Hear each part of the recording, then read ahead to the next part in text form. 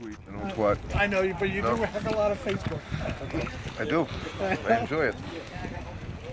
Kevin, what's your client tell you about what happened? Well, you know, we learn in law school that that's called attorney-client privilege, so it's not something I get into. I've known Jorge for a number of years. I represent him. He's a good guy. He's a stand-up guy. I think he's got an awful lot to work with in this case, so I look forward to moving it forward. You said an awful lot to work with.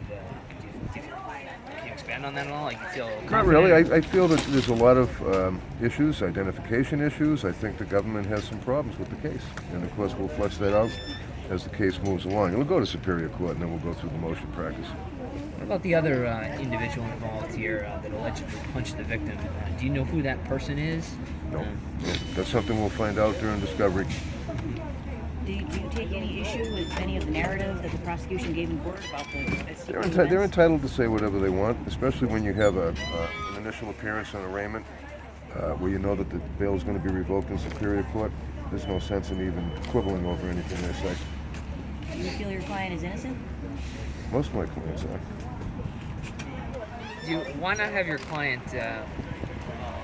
Why so secretive? Why have the documents impounded? Why not have your client appear before court? Because it's an identification issue. It's kind of a no-brainer. If you have an issue dealing with ID, you don't want to have the person standing there with you guys taking pictures and video cameras where it can pollute an out-of-court ID that the government may be trying to put together. As far as the impoundment, that came from the government. They wanted to impound. I didn't request it.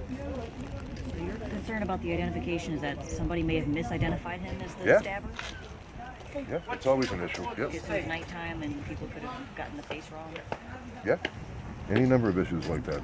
What's your understanding of how the district attorney fingered your client? I just have a police report I took a look at, and as I say, it seems to have a lot of holes in it. But, you know, Dennis Collins is an experienced prosecutor. I'm sure he'll try to pull it together and then present it to a grand jury, which, as we always say, you can indict a ham sandwich, so you know that they're going to indict him. What are some of the holes? We'll get to that later. All right? How's your client doing now? He's doing fine. He's, you know, he's, as I say, he's a solid guy. His fiance was here today in support of him, and, you know, he's a good guy. I like him.